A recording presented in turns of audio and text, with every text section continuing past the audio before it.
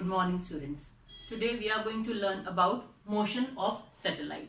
And for that, first we should know what is satellite. Satellite can be a body which is revolving around any planet in a particular orbit. Okay, any body can be called a satellite, but it should revolve around a planet in a particular orbit, so that we can call it a satellite. Now, satellites are of two types, that is natural and artificial. Okay, natural satellite means what?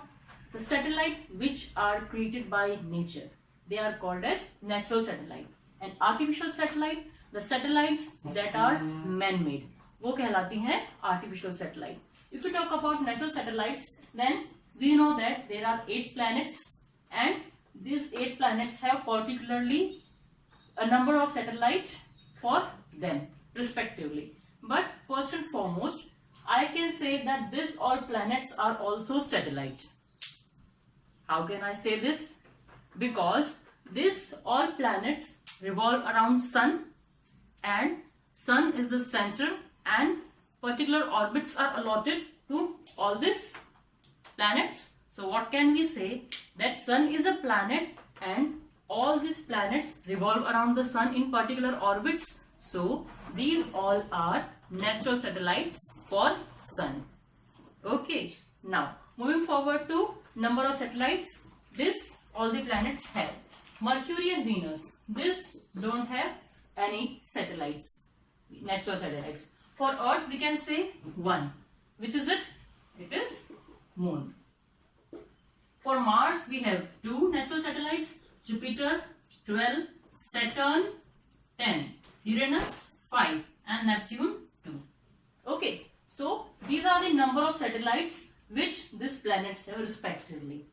Okay, now the artificial satellite, these are the man-made satellite. As I told you, it is a satellite which is launched in space in the orbit around a planet by the men. Okay, these are the artificial satellite. Actually, the concept of artificial satellite arose in 1957. The space age began at 1957. On October 4, 1957, Russia launched first man-made satellite, and its name was Sputnik. And Sputnik 1 specifically. Its weight was 83.6 kg, and it was completing the revolution around Earth in 96.2 minutes. And it was there in space around the Earth in a particular orbit for 58 days. Okay, now just after a month, here I told you that it was October 4, 1957. On November 3, 1957, the second Sputnik, that is Sputnik 2, was launched, and it was carrying a dog named Laika with it. Okay, so it was a trial that if we send a person to the space, so is it possible or not? So it was a trial by sending Laika to the space in the Sputnik 2. After that, a competition went on, and several countries tried to send artificial satellite into space around the Earth's surface. Then what happened? USA was the one to get success in all this, and even it surpassed the talent of the Russia and allowed men to travel to Moon. Yes, we know about Neil Armstrong. He was the first man to make a footprint of human on Moon. It happened on the golden day of 20 July 1969, when Neil Armstrong and other two went to the Moon, and Neil Armstrong marked the first footprint of human on the Moon. So this all happened continuously, and after that France, Japan, other countries also tried and sent their artificial satellites. India also joined this space club, and it was on the day on April 19, 1975, India launched its first satellite, and it was named as Aryabhatta. Its weight was 350 kgs. and it was launched using Russian rocket and even from Russia only. Okay, so next was also there, as we can talk about, on 1979 Bhaskar 1 was launched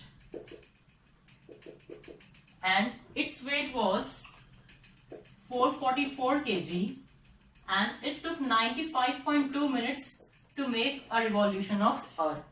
It was the second Indian satellite and it was the first Indian satellite.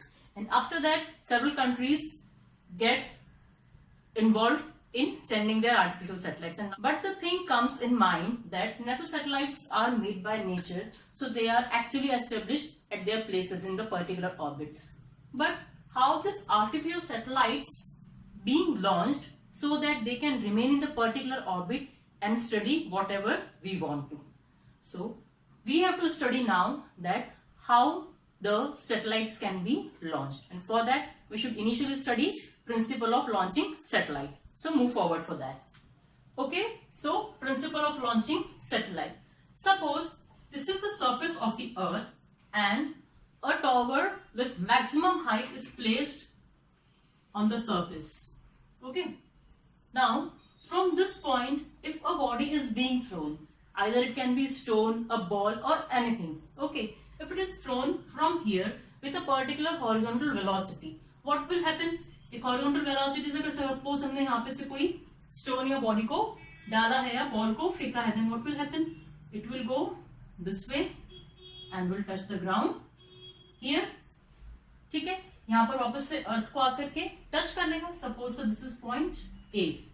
Now again, if I increase the horizontal velocity and again throw the same stone, then it will go somewhat here and will try to return this way, but also on the surface of Earth somewhere. Okay, if again I increase velocity and then throw the stone, then what will happen?